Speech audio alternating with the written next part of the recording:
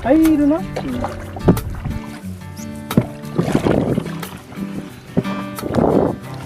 Kaya naman yun ni.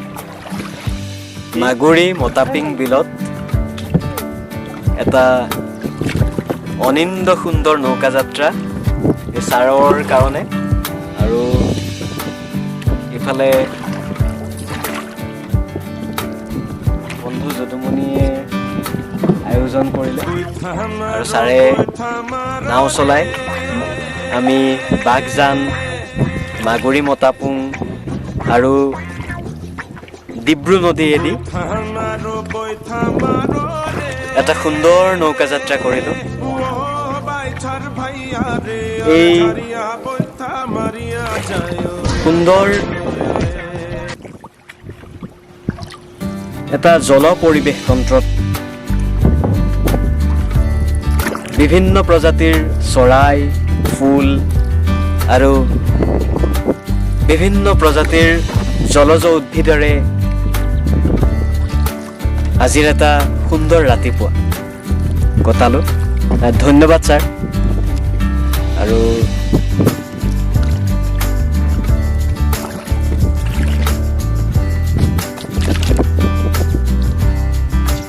ধন্যবাদ যদু, আপোনালোকক দেখুৱাইছোঁ এই ধুনীয়া পৰিৱেশটো।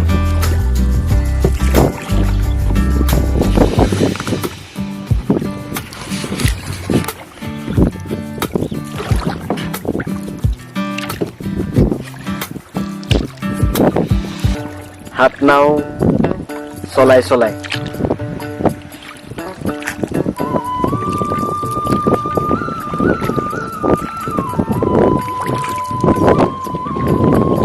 মাটি আৰু পানী, চৰাই আৰু নদী, গছ আৰু ফুল,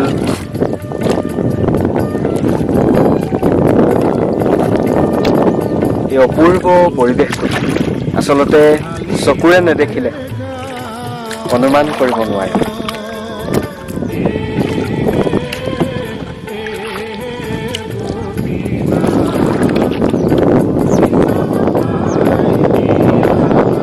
যোৱা দুবছৰৰ আগতে এই অঞ্চলতে সমগ্ৰ দেশ কঁপাই যোৱা এটা বাগজান অগ্নিকাণ্ড সংঘটিত হোৱাৰ কথা আপোনাৰো নিশ্চয় মনত আছে। এই পৰিৱেশ তন্ত্ৰটোত এনেধৰণৰ দুৰ্ঘটনাবোৰে কি ভয়ানক ধৰণেৰে প্ৰভাৱিত কৰে আমি অনুভৱে কৰিব পাৰোঁ। প্ৰকৃতিৰ এই সৌন্দৰ্য আচলতে নিজে নেদেখিলে কল্পনা কৰাও কঠিন হৈ পৰে। আহিছে প্ৰকাশী সমন্বয়ৰ অৰ্থ, মহাবাহু ব্ৰহ্মপুত্ৰ, সুদূৰ কান্ন কুব্জৰে পৰা বাৰ ভূঞা আহিছিলে, এই বংশতে শংকৰদেৱ ইয়াতে জনমিলে, মৰুৰ দেশৰে আজান ফকীৰে মধুৰ জিকিৰ ৰচিলে, সমন্বয়ৰ দেখুৱালে কত প্ৰকাশ স্বতঃস্ফুট, মহাবাহু ব্ৰহ্মপুত্ৰ।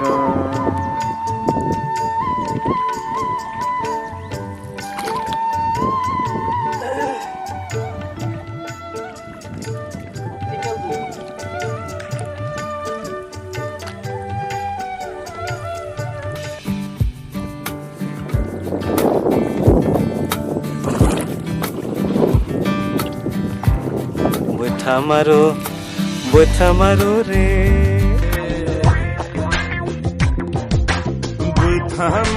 বৈঠা মাৰো ৰে,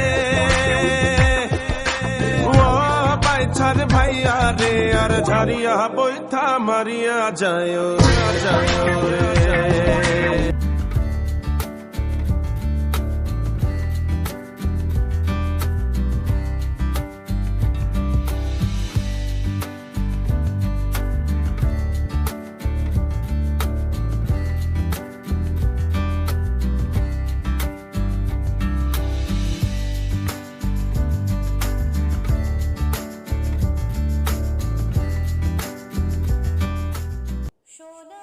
এই ধুনীয়া পৰিৱেশ তন্ত্ৰত ছাৰ আৰু বন্ধু যদুমণিৰ সহায়ত আমি আহি আছোঁ এখন বাঘজান বিল। অসমৰে এখন অন্যতম বৃহদাকাৰ এই জল পৰিৱেশ তন্ত্ৰটোত আচলতে চকুৰে নেদেখিলে বিশ্বাস কৰিব নোৱাৰে এই সৌন্দৰ্য। আৰু এই ধুনীয়া অনুভৱখিনি দিয়াৰ কাৰণে দুয়োলৈকে ধন্যবাদ থাকিল। অসমৰ এই ধুনীয়া জল পৰিৱেশ তন্ত্ৰটো চাবলৈ আপোনালোকেও কেতিয়াবা আহিব। চৰাই, ফুল, জলজ উদ্ভিদ ভৰপূৰ এই অঞ্চলটো এক অনিন্দ সুন্দৰ অনুভৱ আজিৰ পুৱাতে।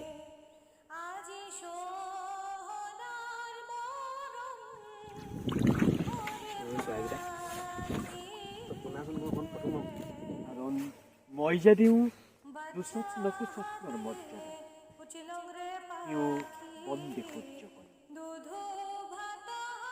আহিছিল ভাঙি চিঙি পৃথিৱীৰ কঠিন জৰাই, কিন্তু মৰুভূমি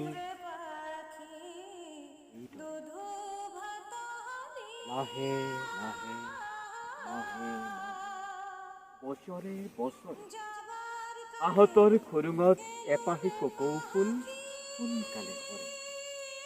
গোপন ব্যাধিৰ দৰে লাহে লাহে মতি নিয়ে প্ৰাণৰ যিমান ৰং সেউজ সোণালী, আঁকি দিয়ে তাম ৰঙী এখন আকাশ।